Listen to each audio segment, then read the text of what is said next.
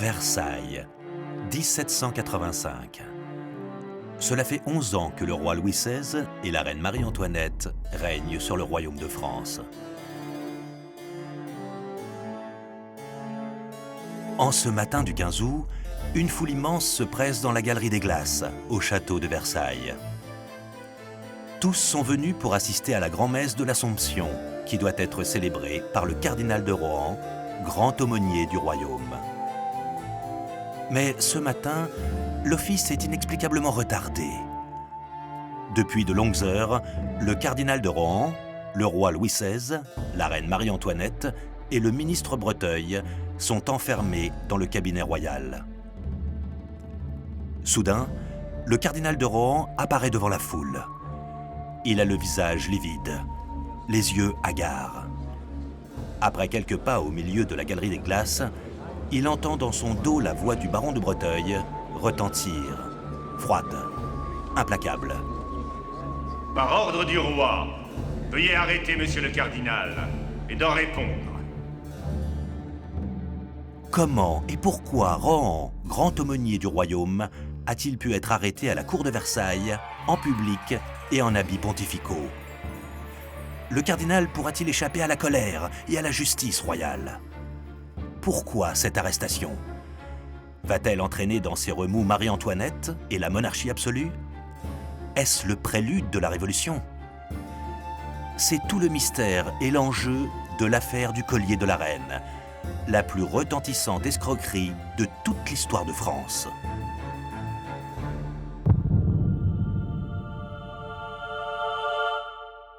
Un scandale, oui, au cœur de la royauté, car la reine se trouve impliquée, à son insu et par la faute du cardinal de Rohan. Celui-ci s'est engagé, très à la légère et au nom de Marie-Antoinette, dans l'achat d'un collier de diamants absolument fabuleux. 2800 carats, inestimable, unique au monde, enfanté par le délire de deux joailliers un peu mégalomanes. Le prix du collier, difficile à estimer, peut-être l'équivalent de 7 hôtels particuliers à Paris. Et ce collier a disparu, sans être payé. Et les joailliers réclament 1 600 000 livres à la reine. Et c'est pourquoi, en plein au milieu des courtisans, dans la Galerie des Glaces, persuadé de la culpabilité du cardinal, le roi le fait arrêter. Cela jette un froid, c'est absolument extraordinaire. On n'a jamais vu une chose pareille arriver à Versailles. On avait l'impression, à ce moment-là, qu'il s'agissait d'une affaire d'État, d'une terrible affaire d'État, d'une conspiration. On se dit que pour que le roi ait demandé une pareille arrestation, il fallait que le grand aumônier fût coupable de quelque chose d'extrêmement grave. Extrêmement grave, un scandale sans précédent, mais dans une France glorieuse, à nouveau devenue l'arbitre de l'Europe grâce à sa victoire toute fraîche contre l'Angleterre dans la guerre d'indépendance américaine. C'est l'apogée. La France a finalement vaincu l'Angleterre dans cette dure guerre d'indépendance de l'Amérique. Et la France, donc, est dans une situation de prestige. Mais à la veille d'une crise financière. Cette guerre a coûté cher, très cher au Trésor, et c'est là qu'on voit les prémices d'une crise financière qui va se développer. Une crise financière qui n'empêche pas le roi d'être très populaire, même si sa femme, Marie-Antoinette, cristallise les colères et les reproches. On lui reproche ses dépenses excessives, son jeu, l'acquisition de Saint-Cloud qu'elle vient de faire. Là, on a des éléments qui vont évidemment se cristalliser avec l'affaire du collier. Cette retentissante affaire du collier de la reine va commencer par une rencontre fortuite que fait le cardinal de Rohan, grand aumônier du royaume, en route vers ses terres d'Alsace. Je m'en revenais en mon domaine quand j'ai croisé sur la route le carrosse d'une de mes amies, Madame de Boulainvilliers. Je fis arrêter mon cocher, et c'est là que Madame de Boulainvilliers me présenta à une femme assise à ses côtés. Une femme, sans doute devrais-je dire une diablesse. Cette diablesse a pourtant l'air bien inoffensive. Jeanne de Saint-Rémy de Valois descend d'un bâtard d'Henri II. Elle en est très fière. Mais les descendants de ce bâtard avaient épousé des vachères, des filles de ferme. On ne peut pas dire que c'était des alliances très relevées. Sa famille est très pauvre, elle est dans la nécessité, c'est une orpheline. De fil en aiguille, elle est parvenue jusqu'à émouvoir une noble dame qui était la marquise de Boulainvilliers, laquelle lui avait présenté le cardinal de Rohan. Et la petite Jeanne s'était mariée avec un gendarme qui s'appelait Monsieur de la Motte. C'était un officier apparemment correct, et ils formaient un couple qui vivait dans la précarité la plus grande. Elle connaîtra la misère et elle en souffrira énormément. A-t-on idée de pareille injustice ? Le sang des rois coule dans mes veines, et je n'ai connu que la faim et la misère. Jeanne avait des ambitions absolument extraordinaires.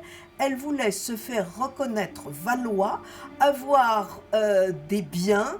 Et son rêve, c'est de devenir dame de Fontaine, de récupérer le château de Fontaine, et ça va être véritablement son obsession.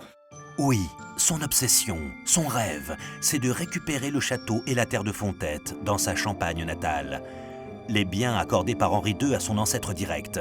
Elle y met toute son énergie. Et elle est allée à Versailles où elle avait l'intention de réclamer une pension à la reine. Parce que le généalogiste de la cour a reconnu l'authenticité de sa lignée. N'est-ce pas mon droit de retrouver le prestige lié à mon sang ? Tous ceux qui, comme moi, ont vécu la faim, la misère, le déshonneur, ont ce même désir, prendre une revanche sur la mauvaise fortune. J'ai choisi de la combattre, et non de la subir, avec mes armes de femme. Ses armes, un sourire enchanteur, une voix caressante, des yeux ensorceleurs, et surtout un charme et un aplomb sans pareil pour faire tourner la tête des hommes dont elle a besoin. Dès qu'elle entre quelque part, les hommes sont fascinés par elle. Elle a un je ne sais quoi, comme on dit à l'époque, qui fait que tous les hommes craquent devant elle. C'est donc par la grâce d'une rencontre en carrosse vers ces terres d'Alsace que le cardinal fait connaissance de Jeanne, qui va immédiatement attirer son attention, le séduire, le fasciner. Elle est si différente des femmes de la cour qu'il connaît. De notre première rencontre, elle m'a raconté sa triste histoire, avec force larmes, yeux de biche, ton désespéré. J'ai été ému par sa douleur, sa misère. C'était mon devoir devant Dieu que de tenter d'aider la cause de cette femme. Elle plaît tout de suite au cardinal, qui est un homme à femme. Qu'elle ensorcelle complètement. À partir de là, le cardinal va se laisser subjuguer par cette femme qui est un démon. De sa menue personne émanait un agrément envoûtant. Et le plus étonnant, surtout chez une femme, c'était sa liberté de ton, son aplomb laissant entendre que tout était possible. Le cardinal de Rohan appartient à l'une des plus puissantes familles du royaume. C'est un libertin fastueux qui n'a pas la foi, mais qui a été poussé dans la carrière ecclésiastique. À 51 ans, le cardinal Louis-René Édouard de Rohan, grand aumônier du royaume depuis 1777, est aussi évêque de Strasbourg, où, bien loin de son sacerdoce, il mène une vie mondaine et s'est constitué un aréopage de personnages plus ou moins fréquentables. Vrais et faux savants, mages, demi-mondaines, courtisans de tout poil. Louis de Rohan vit fastueusement, sans compter, au point d'être très endetté. Il a plus d'ambition que de cervelle, et manque singulièrement de jugement, allant jusqu'à s'enticher de mages, tel ce Cagliostro, qu'il a envoûté, et lui fait croire posséder les secrets de la médecine universelle, affirme pouvoir lui lire le passé, prédire l'avenir, et même changer le plomb en or. Oui, Cagliostro. C'est un homme rare, admirable, fascinant, que je me flatte d'avoir pour ami, et d'avoir la chance de recevoir à Strasbourg. Ces dons sont exceptionnels. Oui, le cardinal aime s'entourer de mages qui lui laissent espérer la fortune en changeant le plomb en or, et de femmes pour leur esprit, leur charme et leur beauté, toutes choses qu'il paye bien cher. Ainsi Jeanne, que le cardinal décide de prendre sous sa protection avec son mari. Il les reçoit donc magnifiquement dans sa résidence de Saverne, en Alsace, et malgré ses propres dettes, cautionne même un emprunt de 6 000 livres qu'il est bientôt obligé de payer. Ah, la naïveté de Rohan est sans limite. Surtout lorsqu'il laisse libre cours à ses extravagances, que ce soit pour les charlatans ou les femmes qui exploitent sans vergogne sa crédulité, obtenant le gîte, le couvert, les subsides, que sais-je. Et pour Jeanne de la Motte, Rohan la prend non seulement sous sa protection, avec son mari, mais il accueille aussi son amant de cœur, Rétaux de Villette. Tout ça pour les beaux yeux de Jeanne, qui l'ensorcelle et en fait son pantin. En homme de Dieu, j'ai ouvert mon cœur et tendu mes mains. En homme de chair, il m'a ouvert son lit et m'a supplié de devenir sa maîtresse. Je le réfute. Elle a su, certes, exciter mes sens et me lier à elle par un badinage galant et gagner ma confiance. Mais guère plus. Évidemment, il ne peut que nier avoir été l'amant de Jeanne. Mais comment aurait-il pu résister? Et Jeanne en profite. Les semaines passent et l'argent du cardinal permet à Jeanne et à son mari de s'installer à Paris. Mais vivre à Paris coûte cher, et je vivais à crédit, j'avais faim, et je changeais constamment de maison pour échapper aux usuriers. Mon seul espoir, mon seul but, était d'obtenir une audience à Versailles avec la reine, afin d'obtenir sa protection et une pension digne de mon sang. Oui, je me souviens vaguement avoir vu cette intrigante feindre de s'évanouir sur mon passage dans la galerie des glaces. Mais guère plus. Je suis reine de France. 10 000 personnes vivent quotidiennement à Versailles, et chacune rêve de franchir le cercle de mes amitiés sans que je puisse les contenter toutes. Jeanne usait de toutes les ruses pour attirer l'attention. Elle courait les antichambres, se pressait dans les bureaux des ministres, faisait les yeux doux à la cantonade. J'ai toujours éprouvé de la fascination pour les femmes manifestant de l'audace. Oui, de l'audace. Son évanouissement à Versailles devant la reine attire l'attention de la cour. Et elle en profite pour publier un mémoire sur ses origines royales. Jeanne organise sa légende pour faire valoir ses prétentions sur les propriétés de ses illustres ancêtres. Mais elle n'obtient en tout et pour tout que 200 livres de la sœur du roi. C'était trop peu. J'avais beau essayer, toutes mes tentatives échouaient. N'aurais-je pas eu tort de ne pas solliciter le cardinal, mon protecteur? N'est-il pas un personnage important du royaume? Jeanne de la Motte apprend rapidement que le cardinal voudrait se réconcilier avec Marie-Antoinette. Et c'est de là que va naître l'idée diabolique de servir d'intermédiaire.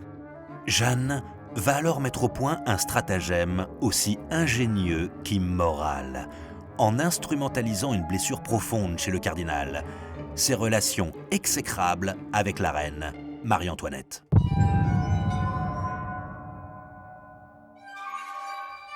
L'origine de ces relations désastreuses remonte à l'année 1772. Rohan est alors ambassadeur en Autriche, où ses soirées libertines en son palais de Vienne. Son goût pour les femmes, ses libertés de propos scandalisent l'impératrice Marie-Thérèse, mère de Marie-Antoinette. Breteuil ne me pardonne pas d'avoir pris sa place à Vienne. Cette ambassade, il la convoitait et c'est à moi qu'elle est revenue. Il me hait pour cela. Et ce qui est très grave, c'est que le cardinal de Rohan, qui menait à Vienne une vie extrêmement mondaine, ne s'était pas privé de critiquer la jeune dauphine de l'époque, qui était la fille de l'impératrice, c'est-à-dire la future reine Marie-Antoinette. Oser insinuer que ma coquetterie de jeune dauphine préparait aux amants de grandes facilités pour réussir auprès d'elle. Quelle impudence. Le cardinal de Rohan est un homme abominable. Je ne le recevais ni ne lui parlais depuis 1774. Des propos désagréables tenus contre elle, dauphine, et contre elle, reine de France, étaient inacceptables. Si bien qu'elle a voué à Rohan une haine qu'elle n'a jamais démentie. Ah, cette disgrâce! Quelle douleur! Quelle amertume quotidienne qui empoisonne mes plus beaux jours! Il le vit mal, il voudrait, c'est son inspiration, se réconcilier avec Marie-Antoinette. Jeanne a vite saisi tout le bénéfice qu'elle peut tirer de l'obsession du cardinal de rentrer dans les bonnes grâces de la reine. Elle lui raconte donc qu'elle entretient une intime familiarité avec Marie-Antoinette et qu'elle peut ainsi œuvrer à sa réhabilitation. Et elle imagine une correspondance entre le cardinal et la reine. Madame de la Motte achète tout simplement chez un papetier un joli papier doré sur tranche, liseré de bleu, avec des fleurs de lys. Alors le cardinal écrit à la reine et Jeanne de la Motte apporte au cardinal des lettres qui, dit-elle, viennent de la reine. C'est à l'amant de Jeanne, Rétaux de Villette, déjà condamné par le passé pour faux en écriture, à qui échoua la fabrication des fausses lettres de la reine, sous la dictée de l'intrigante. Il écrira, paraît-il, une centaine de lettres, sans ailleurs chercher à imiter l'écriture ou la signature de la reine. Le cardinal, ébloui par ces lettres à la fois d'une femme et d'une souveraine, se précipite dans le piège. Croyez-vous que je me serais engagé dans l'aventure si je n'avais pas été persuadé que la comtesse était devenue une intime de la souveraine? Je sais discerner ce qui est possible et ce qui ne l'est pas à Versailles. Et puis, Marie-Antoinette n'est pas aussi inaccessible qu'on peut l'imaginer. Ses caprices ouvrent à beaucoup d'espérance pour ceux qui l'entourent. Il ne cherche même pas à vérifier l'authenticité de l'écriture, de la signature. Il est ébloui, il est fasciné. Et évidemment, Madame de la Motte va en tirer profit. Et pourquoi non, je vous prie? Il était normal que Rohan nous prodiguât quelques largesses. Il suffisait pour s'en convaincre de voir son éminence s'illuminer de bonheur à l'échange avec notre reine de ses billets tendres et intimes. C'est un étrange roman, aux yeux de tout ce pays-ci, que de vouloir supposer que j'ai pu écrire des billets doux au cardinal. Moi, reine de France, quelle outrecuidance! Et puis imaginez un Rohan, grand aumônier du royaume, en relation avec cette Jeanne de la Motte, son mari, son amant, ce charlatan de Cagliostro. Quelle vile et honteuse association!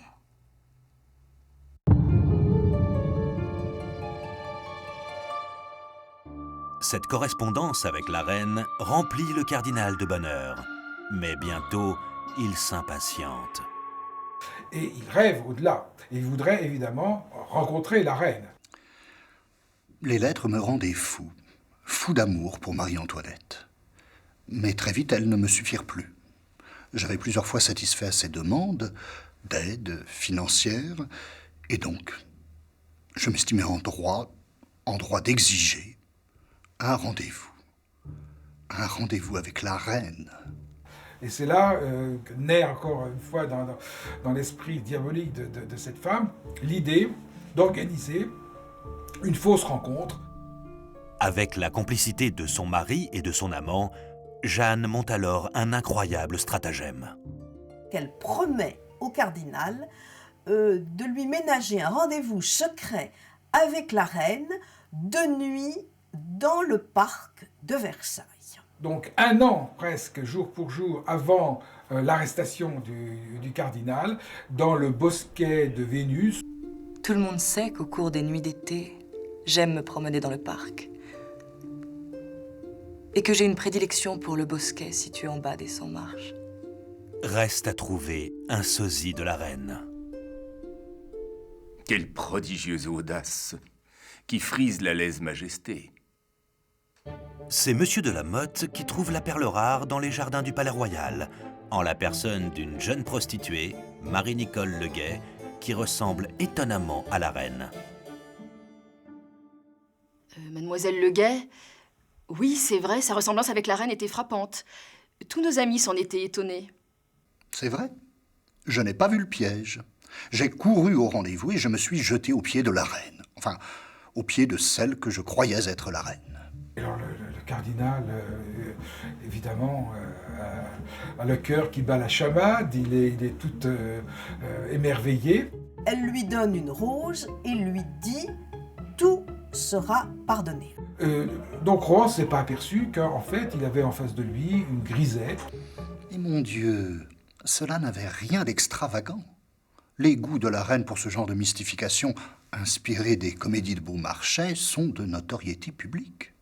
Qu'on se souvienne du dernier acte de Figaro, où il y a des déguisements, des inversions de personnages, où on se trompe, que la reine lui ait donné un rendez-vous dans le jardin la nuit, ne l'étonnait pas tellement. Le cardinal est de plus en plus persuadé que son salut passe par Madame de la Motte. Et Jeanne de la Motte lui demande de plus en plus d'argent. Pour ses bonnes œuvres. À cette époque, je croyais aveuglément tout ce que me transmettait Madame de la Motte. Et le cardinal donne à Jeanne de la Motte de l'argent. Pour une famille pauvre que la reine voudrait secourir, mais comme elle n'a pas suffisamment d'argent sur sa cassette, elle le demande au cardinal de Rohan par l'intermédiaire de Madame de la Motte. Et bien entendu, la famille pauvre, c'est la famille de la Motte. Pendant ce temps-là, le train de vie de monsieur et de madame de la Motte est un train de vie qui devient intéressant. Madame de la Motte m'a dupé. Elle a abusé de ma crédulité. Mais comment a-t-elle pu? Comment a-t-elle osé? Cela fait maintenant 3 ans que le cardinal de Rohan, grand aumônier du royaume, a fait la connaissance de Jeanne de la Motte, jeune intrigante, qui veut par tous les moyens acquérir reconnaissance et argent. Brillamment, elle a su séduire et manipuler son protecteur de cardinal. Grâce à lui, elle s'est installée à Paris, avec mari et amant. Elle a gagné sa confiance en se faisant passer pour une confidente de la reine. Mais il lui faut plus. Toujours plus.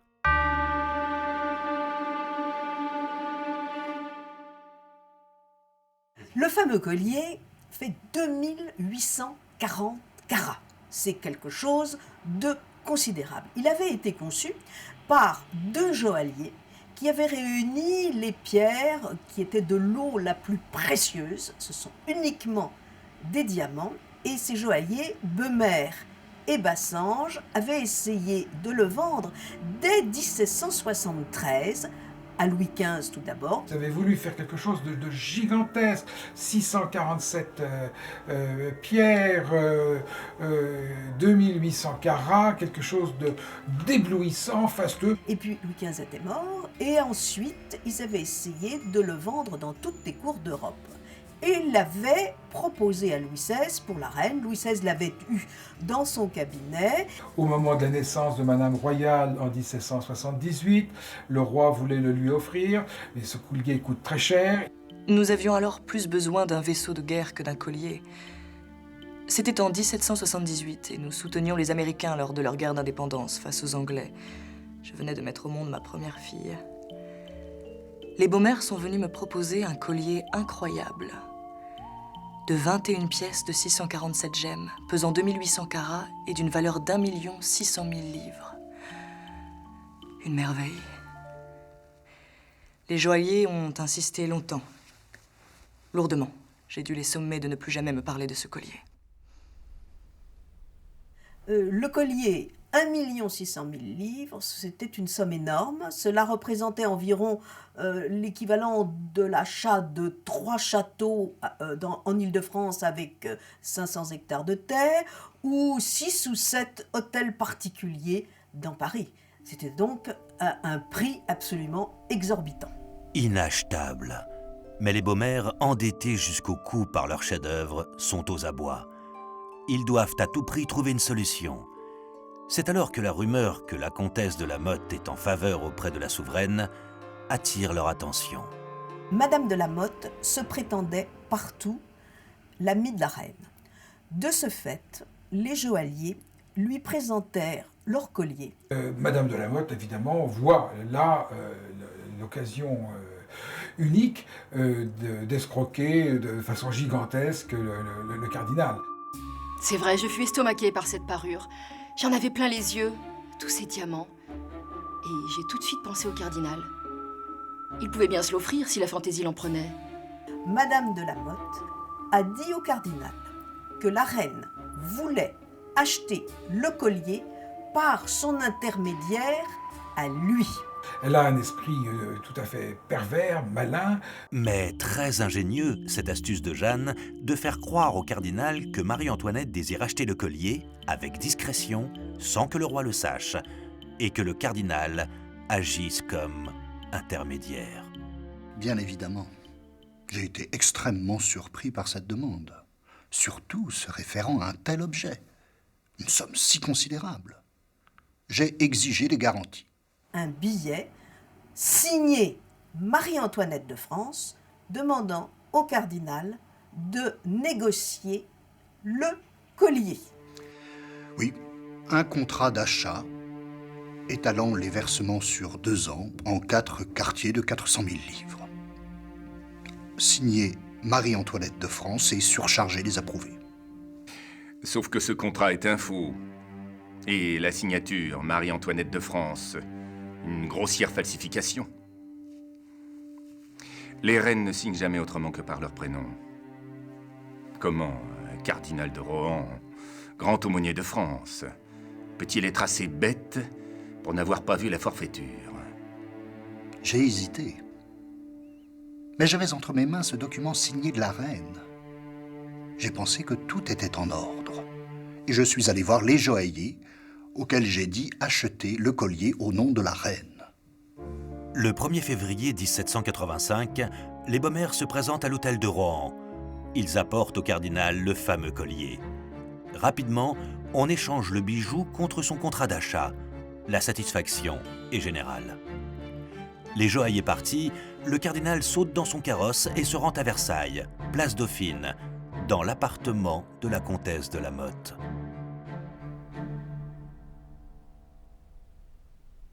À peine suis-je arrivé, on frappa à la porte de l'appartement. La comtesse me fit rapidement passer en silence dans un petit cabinet à porte vitrée pour que je visse sans être vu.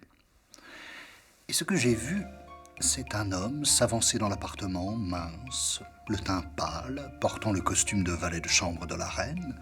Il me sembla même l'avoir déjà vu à Versailles. Il s'écria de la part de la reine. Madame de la Motte, avec respect, lui remit le coffret contenant le collier. Tout me parut normal. Normal? Pas tout à fait. Le messager n'était pas un valet de la reine, mais l'amant de Jeanne. Naturellement, Madame de la Motte n'a pas remis le collier à la reine. Avec son mari, Monsieur de la Motte, et avec son amant favori, Rétaux de Villette, dans la même soirée, ils ont pris des couteaux de cuisine et ils ont démonté le collier. Il est dépecé de façon lamentable avec des couteaux de cuisine, on a abîmé les pierres. Et comment pouvais-je deviner ce qui se tramait à mon insu? Oui, très vite, Rohan va commencer à se poser des questions. La reine ne porte pas le collier et Jeanne lui demande de prendre en charge le premier versement. Et puis, évidemment, l'intrigante finit par lui annoncer que la reine trouve le collier trop cher. Très inquiet, le cardinal s'en ouvre à son ami, Cagliostro.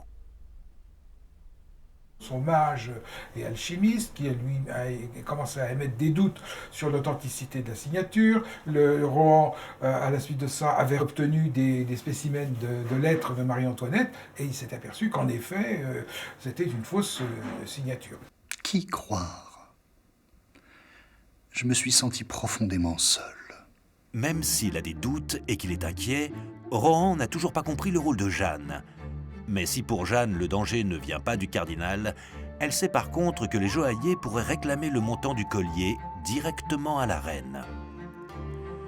Elle prend donc les devants, va voir les Baumère et leur joue la comédie d'avoir découvert que le cardinal a été abusé. Et que le traité était un faux. J'ai pensé que c'était de mon devoir de prévenir ces joailliers, d'autant que c'était par moi qu'ils avaient rencontré le cardinal. Je leur ai conseillé d'aller vite se faire payer par Rohan, riche comme il est. Cette femme est le diable en personne. Donc les beaux-mères sont affolés. Et, comble de la perversité, Madame de la Motte, le soir même, va voir le cardinal. Madame de la Motte, très agitée, est arrivée chez moi en mon hôtel de la rue Vieille du Temple. Elle m'a dit qu'elle sortait juste de chez la reine et que celle-ci lui avait expliqué que, comme je n'étais pas en mesure de régler la première échéance à sa place, elle était bien déterminée à la faire arrêter, à me désavouer et à me perdre. Jeanne et ses complices ont tout prévu. Utiliser le cardinal comme intermédiaire, faire rédiger un faux contrat, faire retomber sur Rohan le paiement du collier. Tout, sauf la réaction des joailliers. Ce n'est pas au cardinal de Rohan que les Baumère décident de demander des comptes, mais à Versailles. La machine et la raison d'État se mettent en ordre de marche, inexorables.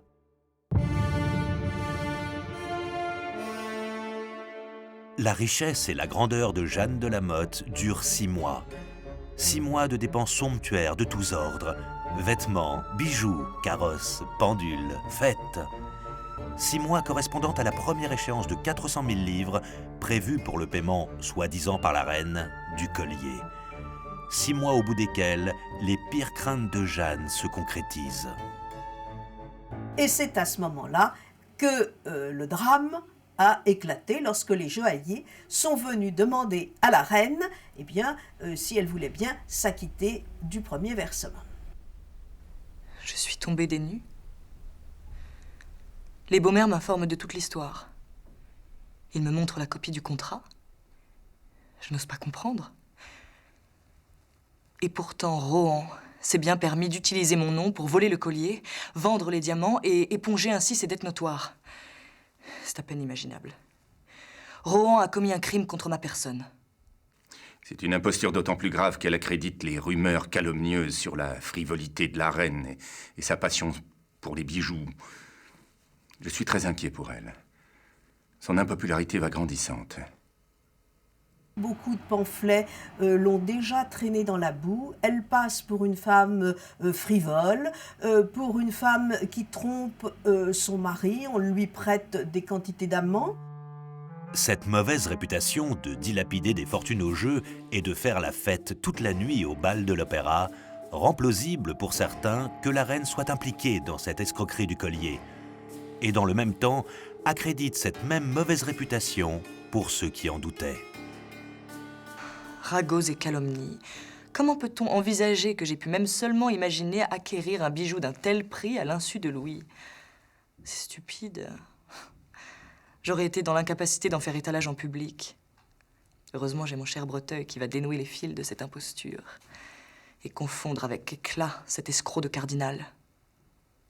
Compte tenu de l'animosité connue de Breteuil à l'égard de Rohan, le faisceau d'accusation va se concentrer sur le cardinal de Rohan. Incroyable mais vrai. Le cardinal s'est comporté comme un vulgaire coquin. Rohan est coupable de faux, escroquerie, crime de lèse-majesté. La sanction doit être exemplaire et le roi sans pitié. L'intention de Breteuil étant de laisser le cardinal s'enferrer et puis de bondir sur la proie une fois qu'il sera bien pris dans le piège. J'ai informé le roi et la reine des conclusions de mon enquête. Ça ne fait aucun doute. Rohan a volé le collier pour couvrir ses dettes immenses. Louis m'a prouvé son attachement. Il a décidé d'agir en roi et en mari. De frapper fort, en faisant condamner le cardinal le jour de l'Assomption devant tous les courtisans. Rohan mérite l'humiliation suprême. Le cardinal de Rohan a été conduit à la Bastille au lendemain du 15 août 1785, c'est-à-dire le lendemain de l'arrestation. Moi, un Rohan, traité comme un homme du peuple, arrêté comme un vulgaire escroc devant les miens, devant mes amis, devant Dieu, j'ai cru mourir de honte. Et à la Bastille, il n'a pas été mis au cachot, qu'on se rassure. Le cardinal de Rohan a vécu même assez somptueusement. Il continue à vivre au grand train, dans un luxe tapageur. Et il reçoit ses amis, même ici, à la Bastille. Moi, ils ont osé me mettre dans une cellule sans un confort digne de mon rang. Moi, une Valois, à la Bastille. Pendant ce temps, le comte de la Motte, Rétaux de Villette et mademoiselle Le Guay se sont réfugiés à l'étranger, bénéficiant de la mansuétude du pouvoir, peu enclin à les arrêter. Pourquoi voulez-vous que le baron de Breteuil fasse quérir ceux qui peuvent m'innocenter? Je me contente de servir mon roi. Mon roi et l'honneur du royaume. Louis XVI a hésité. Il a voulu se montrer prince libéral. Et il propose donc à Rohan de choisir la procédure justice déléguée par le Parlement ou justice réglée par lettre de cachet. Avec le Parlement, ce sera un procès en bonne et due forme. Et il risque le billot pour escroquerie et crime de lèse-majesté. Mais avec la lettre de cachet, c'est admettre ma culpabilité, puisque je dois faire appel à la clémence royale, qui ne peut faire moins que me déchoir et m'envoyer en exil. Or, il n'est pas question que je me résigne à passer pour un vulgaire escroc, car je suis innocent. Le plus étonnant est que cet aigrefin de cardinal persiste à clamer son innocence, arguant que l'attitude de la reine n'est que façade, qu'elle lui a bien secrètement témoigné sa confiance, qu'elle protège et connaît la comtesse de la Motte. Il se sent innocent et par conséquent, il veut se justifier. Je choisis donc de m'exposer au jugement du Parlement. Je choisis le procès. Je risque peut-être ma tête, mais c'est aussi la seule possibilité pour moi de sauver mon honneur, ce qui est, pour moi, de loin le plus important. Les parlementaires ont été absolument ravis parce que c'était avoir entre leurs mains le cœur du royaume. Louis XVI offre ainsi au Parlement une occasion en or de contester son pouvoir. Il se fragilise face à ses opposants de plus en plus nombreux en demandant à Rohan de décider à sa place, de lui céder une prérogative royale. Nous sommes dans notre bon droit. Le cardinal est coupable. Louis n'a donc aucun motif de douter que les magistrats, tels Omer Joly de Fleury, le procureur général, ne suivent sa requête. Les magistrats partaient sur des bases qui leur indiquaient qu'il fallait châtier un coupable et que ce coupable était le cardinal. Les magistrats savent donc ce que veut le roi, et la procédure peut commencer. Jeanne y exprime une nouvelle fois ses charmes et sa duplicité. Elle nie, clame son innocence, endosse le rôle de la victime, accable Rohan. Je récuse toute responsabilité. Tout ce dont m'accuse Rohan est faux. A-t-il la moindre preuve? C'est le cardinal, aidé de son saltimbanque de Cagliostro, qui a tout manigancé. Quel infernal scélérate! C'est un monstre d'ingratitude qui a abusé de ma bonne foi pour s'approprier elle-même le collier. Et c'est moi qui passe pour le voleur? Je préfère 1000 fois la mort à un soupçon aussi avilissant.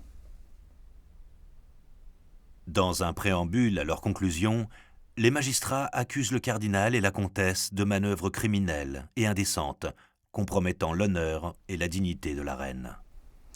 Nous sommes tenus au courant des moindres détails de l'affaire. Les avocats avaient simplement la possibilité d'écrire des factums. Des fascicules, par l'entremise desquels les avocats s'affrontent en publiant les histoires de leurs clients, dont l'opinion se délecte, à la cour comme à la ville. Vous imaginez les gorges chaudes que l'on peut faire de tout cela. J'en souffre. Le nom de la reine est traîné dans la boue. Et ce procès nuit plus à sa considération que tous les fascicules publiés contre elle.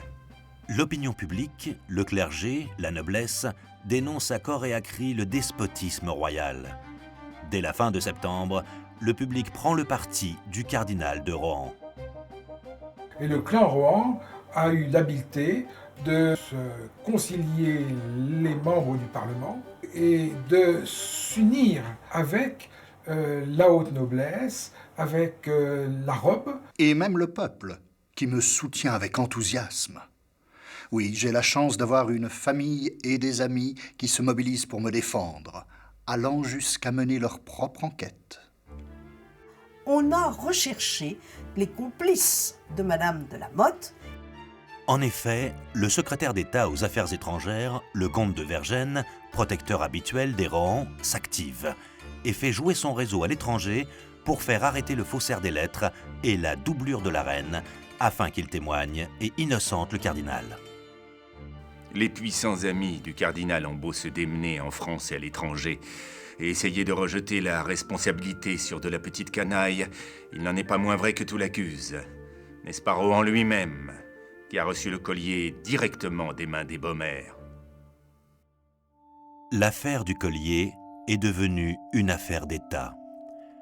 La justice parlementaire va-t-elle donc condamner Rohan ou va-t-elle s'opposer aux volontés royales? Jeanne et ses complices vont-ils être reconnus coupables? C'est tout l'enjeu désormais de l'affaire du collier.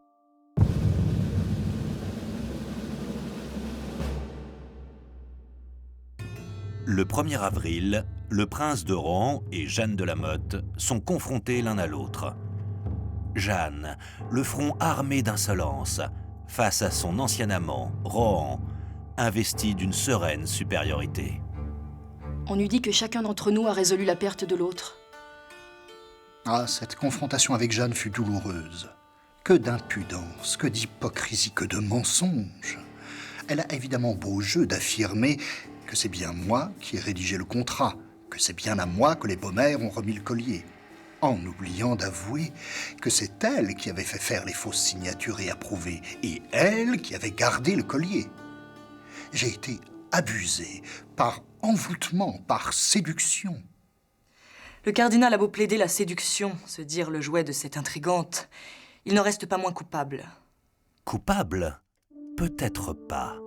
Car la vérité éclate et redonne espoir au cardinal lors d'une confrontation organisée par les magistrats entre Jeanne de la Motte et ses complices incarcérés, Mademoiselle Leguet et Rétaux de Villette, la prostituée et l'amant. Les magistrats ont compris que finalement, c'était Madame de la Motte qui avait été le cerveau de l'affaire, qu'elle avait volé le collier. Alors là, elle s'est vue prise au piège. Je suis folle de rage. Ils ont osé déclarer avoir joué des rôles imposés par moi, alors que c'était des ordres de la reine. Ils ont même introduit le père Lot, mon chapelain, au courant de tous mes secrets. J'ai eu beau les injurier et proclamer mon innocence. Ils ont témoigné tous contre moi. Même Rétaux. Et oui, son amant avoue la fausse correspondance que Jeanne a imaginée entre le prince de Rohan et Marie-Antoinette, avec des lettres de la reine écrites par lui. Jusqu'alors, son affaire avait relativement bien tourné, et à partir du moment où elle a vu qu'elle était confondue, elle est devenue littéralement folle. On l'a vue mordre les gardes, elle a renversé un énorme chandelier, elle a failli mettre le feu. Complètement folle, hystérique, à l'écoute de Nicole Leguet, la prostituée des allées du Palais Royal, qui raconte comment elle s'est fait passer pour Marie-Antoinette dans le Bosquet à Versailles. Je vois bien qu'il y a un complot contre moi. Ils veulent que je sois seule accusée d'un crime que tous ont commis. Cette scélérate n'existe que pour mon supplice. Et je sens bien qu'on s'interroge, sans oser me poser la question, sur les liens qui m'unissent à elle. Un flot de haine contre ma personne s'est emparé du royaume. La populace qui se repaît de ces libelles, qui les croit, parce que la police les pourchasse les auteurs de ces libelles, qui donc sont persuadés que la reine a été la maîtresse du cardinal, que peut-être le cardinal a contaminé la reine. L'opinion est prête à le croire. Et on déverse sur Marie-Antoinette des tombereaux de littérature pornographique. Je me sens lasse et inquiète. Je suis au bord de l'écœurement. La reine est au supplice. Il est temps que tout cela finisse. Que les coupables soient condamnés et que l'on arrêtât de ne parler que de cela. Et c'est avec satisfaction que je vois ce procès arriver à son terme en écoutant le procureur général Joly de Fleury prononcer le réquisitoire convenu avec le roi.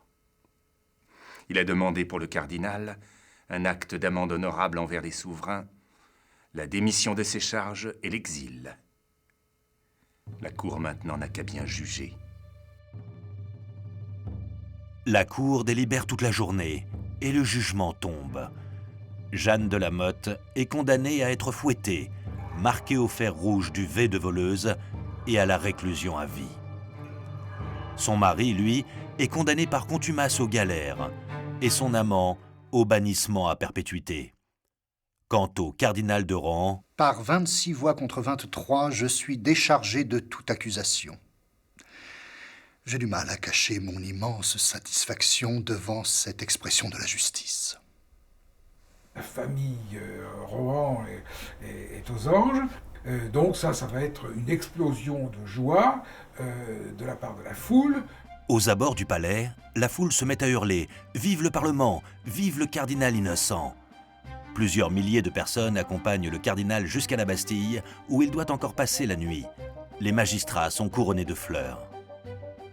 Et l'opinion est persuadée que la reine est plus ou moins mêlée à l'affaire et qu'elle a utilisé Madame de la Motte. Peut-être qu'elle s'est approprié le collier.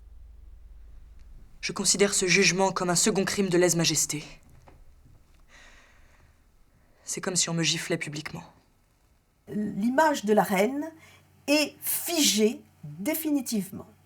C'est une femme adultère, c'est une femme vénale et c'est une femme qui se vend à l'étranger. Le roi est fou furieux parce que, évidemment, blanchir le cardinal de Rohan, c'est condamner la reine. Intolérable. Et pas un seul mot pour fustiger la folle conduite du cardinal. Le roi ne peut laisser passer une telle humiliation. Il a décidé avec justesse de révoquer publiquement Rohan de sa charge de grand aumônier et de le contraindre à l'exil. Mais cette décision royale attise l'indignation générale. Pour l'opinion, cela revient à disqualifier le Parlement, auteur de cette absolution, en même temps que punir l'homme qui en est le bénéficiaire. On crie à la tyrannie. Cette affaire du collier a été dramatique en termes d'image pour la monarchie. Parce que c'est lui, aux yeux de l'opinion, qui a voulu que l'on condamne le cardinal au nom de sa propre justice. Le cardinal de Rohan part donc en exil, tandis que Jeanne de la Motte prend connaissance de son châtiment, immédiatement exécutoire. Quoi? Rien pour ce grand coquin de cardinal? Et moi, on veut me marquer au fer rouge? Du V de voleuse? Moi, de sang royal? J'en appelle à la justice divine. Adieu! C'est une honte, une infamie. Certains espèrent que je fasse en sorte que le fer rouge lui soit épargné. Au nom de quoi, je vous prie? Elle l'a bien mérité. Moi, c'est le fer rouge de l'opinion injuste qui me scarifie. À jamais. Dès que Jeanne aperçoit les instruments du supplice, elle vomit des injures. On va donc la fouetter, on va la marquer au fer rouge, elle va se débattre dans sa fureur, elle mordra jusqu'au sang un des huissiers qui était chargé de la tenir. Que ce procès et cette sentence soient le signe que l'on ne bafoue pas impunément le nom d'une reine. Et le procès du cardinal, en fait, a été le début du procès contre la reine et du procès contre la monarchie.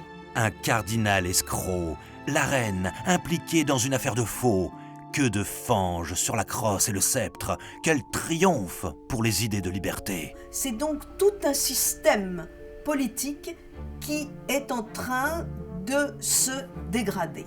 C'est donc les prémices de la Révolution. L'affaire du collier aura ainsi participé de cette faille grandissante qui, en cette seconde moitié du XVIIIe siècle, n'a cessé de se creuser entre la monarchie et la société. Une faille qui irrémédiablement a conduit à la Révolution.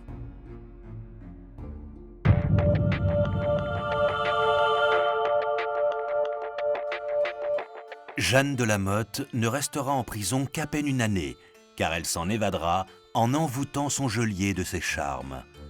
4 ans plus tard, à Londres, où elle s'est réfugiée, Jeanne, incapable de supporter plus longtemps son extrême misère, se jettera par la fenêtre. Le cardinal de Rohan ne restera en exil que 3 ans avant de regagner son diocèse alsacien à l'aube de la Révolution.